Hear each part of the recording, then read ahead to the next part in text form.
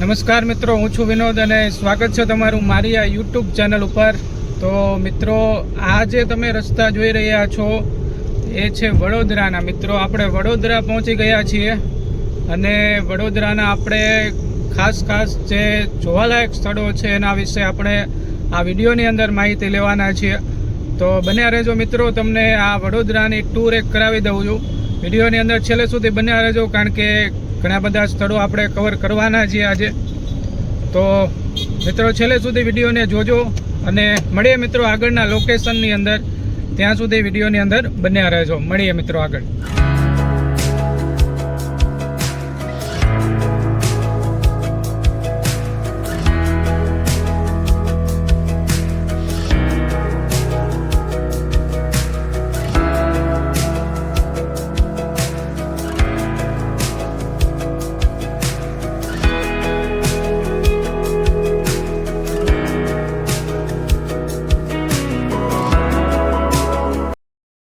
તો જો મિત્રો, આપણે પહોંચી ગયા છીએ આ વડોદરાના લક્ષ્મી વિલાસ પેલેસ। મિત્રો, આ 2 નંબરના ગેટથી આપણે જવાનું છે અને ત્યાંથી આપણે આગળ વધશું આ લક્ષ્મી વિલાસ પેલેસ। તો મળીએ મિત્રો આગળ, તમને માહિતી આપું છું, બન્યા રહેજો।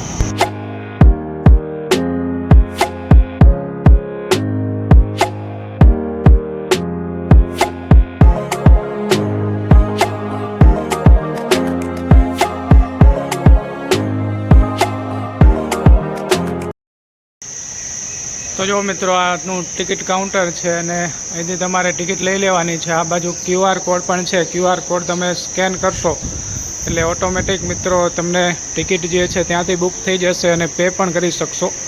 તો જો અહીંયા તમને બતાવી દઉં કે ઇન્ડિયન માટે 250 રૂપિયા છે, ફોરેનર માટે 525 એટલે વિદેશવાળા છે। ચિલ્ડ્રન 8 થી 12 વર્ષથી ઉપરના હોય તો 125 રૂપિયા ટિકિટ લાગશે અને નાના બાળકો 8 વર્ષથી નીચેના હોય તો એની કોઈ ટિકિટ નથી મિત્રો। તો આ રીતના અહીંથી તમે ઓનલાઈન ટિકિટ બુક કરાવી શકો છો, લઈ શકો છો અને અંદર જઈ શકો છો। તો જોઈએ મિત્રો આ લક્ષ્મી વિલાસ પેલેસ તરફ ને બતાવું તમને આખો આ લક્ષ્મી વિલાસ જે છે સર સયાજીરાવ ગાયકવાડ જે છે આપણે વડોદરાના, એમના થકી આ બંધાયેલો આપણને જોવા મળે છે મિત્રો। જો સામે તમને જે જોવા મળે છે એ આખો આ લક્ષ્મી વિલાસ પેલેસ છે અને આખો હું તમને બતાવવાનો છું આ પેલેસ મિત્રો। તો બન્યા રહેજો વિડીયોની અંદર, છેલ્લે સુધી માહિતી તમને આપવાનો પ્રયત્ન કરીશ।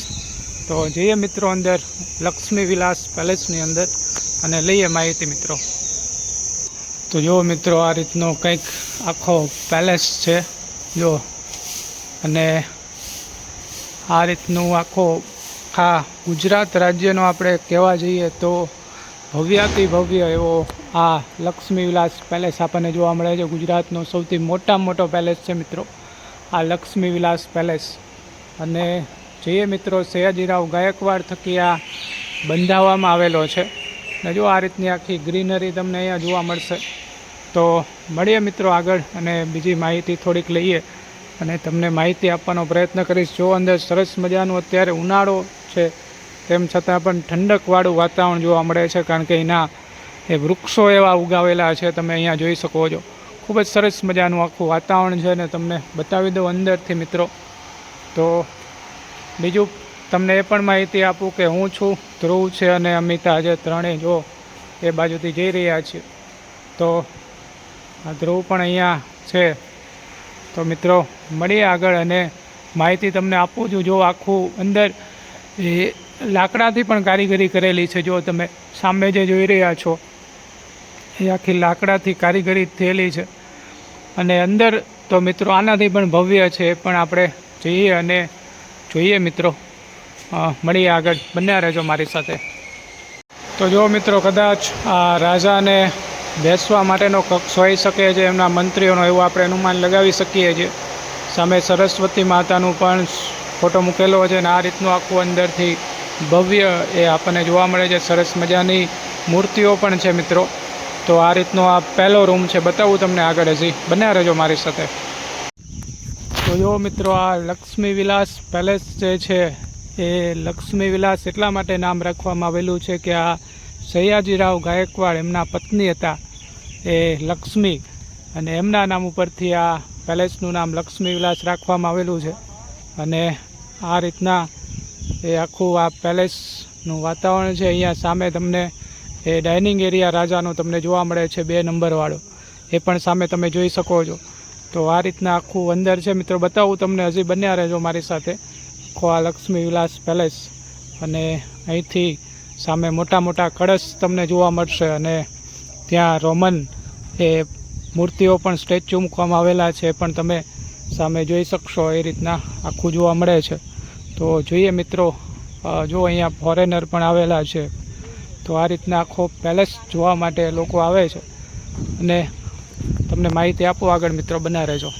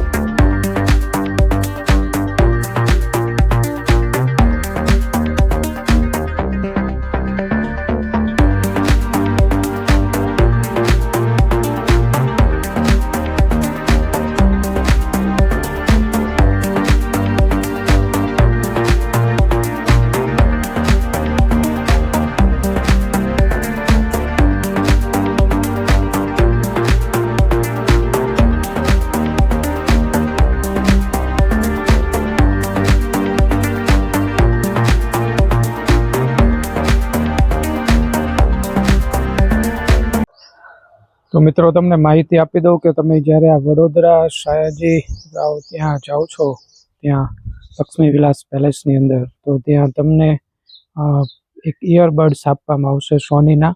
અને તમે ત્યાં અંદર પ્રવેશશો જેવા એ રૂમની અંદર, એટલે શરૂ થઈ જશે. અને એની અંદર તમારે જે માહિતી હોય છે મિત્રો બધી, એના રૂમની બધી, તો તમે એમાંથી માહિતી લઈ શકો છો મિત્રો. તમારે ખાલી એના ક્રમ ફેરવવાના હોય છે.